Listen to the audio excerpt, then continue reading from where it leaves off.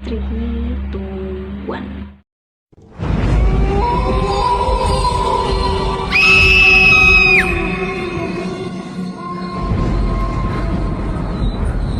Selamat malam dan kembali lagi di channel tentang pencerita. So, this night we will tell you short horror story. Jadi kita akan menceritakan kepada kalian another kisah-kisah horor durasi pendek. Jadi di sini kebanyakan cerita-cerita horornya itu menceritakan tentang sudut pandang aku. Jadi sudut pandang orang pertama. Di sini kita memposisikan sebagai orang yang menceritakan cerita-cerita ini ya. Let's start it. Yang pertama,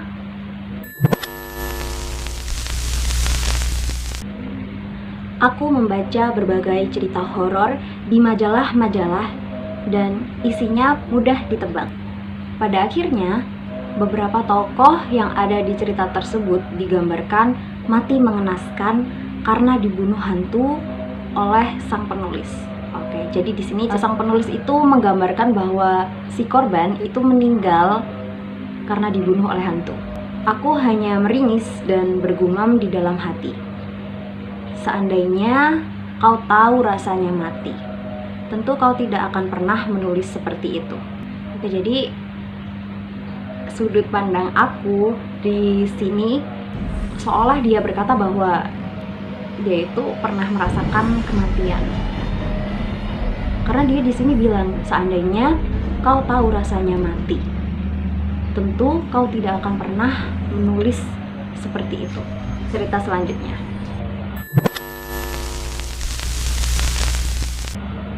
Seperti biasa, aku pulang sore hari ini untuk memanfaatkan wifi di sekolahku. Bentar, ini nyebutnya wifi, atau wifi? Kalian tim mana? Kalau aku sih tim wifi atau tim wifi. Itu sama aja sih menurutku. Lanjut. Tak terasa waktu sudah menunjukkan pukul 17.30. Berarti sekitar maghriban ya. Sore gitu, maghrib. Jadi dia di sekolah, pulang sore, wifi-an.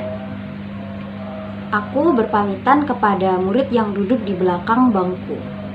Sebenarnya aku sadar kalau aku adalah murid terakhir di sekolahku. Sebenarnya dia sadar kalau dia itu murid terakhir di sekolahnya, tapi kenapa dia pamitan sama murid yang ada di bangku belakang? Mungkin ini sudut pandang aku ini, atau si aku ini adalah anak yang bisa melihat hal-hal yang we can't even see. Mungkin sahabat imajinasi atau sesuatu yang lainnya. Lanjut. Cerita yang ketiga adalah sesaat membuka jejaring sosial, atau mungkin maksudnya sosial media gitu ya. Aku sering melihat beberapa perempuan menuliskan berbagai perasaannya pada sebuah status. Seandainya aku punya hati, mungkin aku bisa memahami perasaan mereka. Ya, kalau nggak punya hati, bukan orang namanya. Atau mungkin dia manusia, cuman dia psycho. Banyak yang bilang kalau psychopath itu mereka nggak punya hati gitu, nggak punya empati. Mungkin hati organ ada, cuman hati nurani ini nggak ada gitu mungkin ya. Lanjut ke cerita keberapa ini tadi? Keempat ya? Apa kelima? Pokoknya lanjut ke next story deh. Aku memang pendiam.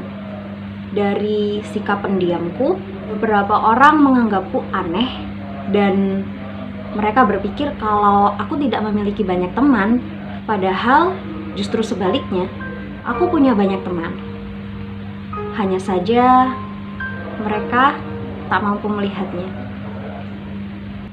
Aku jadi inget film Paranorman itu, yang dia tuh anak yang dianggap anak yang aneh, terus nggak punya banyak teman, tapi dia sebenarnya itu ramah dan cukup populer di dimensi yang lain, kayak gitu. Jadi dia punya banyak teman tapi beda dimensi aja, kayak gitu. Kita lanjut ke next story, cerita selanjutnya. Jadi ini bukan sudut pandang aku lagi. Seorang gadis remaja terbangun di tengah malam. Dia mendengar kegaduhan di atas lemarinya. Di atas lemari itu dia mendengar berisik-berisik gitu mungkin ya. Kegaduhan di atas lemari itu kalau nggak tikus ya serangga sih atau something else. Ternyata ketika dia ngecek itu ternyata hanya ada 2 boneka hadiah dari pacarnya. Aku selama pacaran nggak pernah tuh dapat boneka. Oke. Curhat. Jadi lanjut. Lalu dia mematikan lampu dan mencoba untuk kembali tidur. Jadi udah ngecek di atas lemari, oh cuman ada 2 boneka, ya udah tidur lagi. Tepat saat dia ingin memejamkan mata, dia teringat kalau pacarnya hanya pernah membelikannya sebuah boneka atau 1 boneka aja. Jadi di atas lemari dia ada 2 boneka, terus yang satunya bonekanya siapa? Oke, cerita selanjutnya. Aku juga mendengarnya suatu hari. Jadi suatu hari dia tuh mendengar suara kayak gitu. Ibuku memanggilku dari lantai bawah. Aku bersiap turun untuk menghampirinya.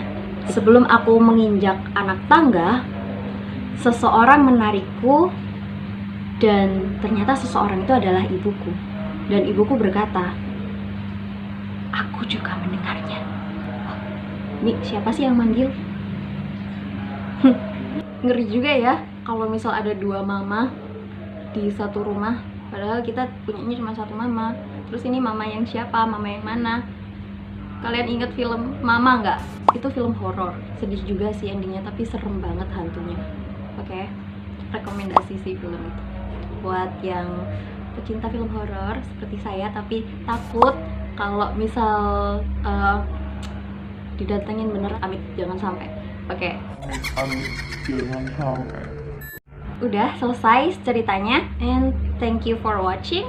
Jangan lupa subscribe buat support channel ini. See you.